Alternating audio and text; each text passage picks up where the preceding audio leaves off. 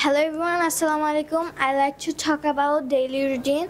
First of all, I get up early in the morning at 6 o'clock and I wash myself and brush my teeth. Then I get rest. I pack my bag and go to school. I complete all my classes and come back home. Then I take a shower. Then I have my breakfast. Then I take a nap.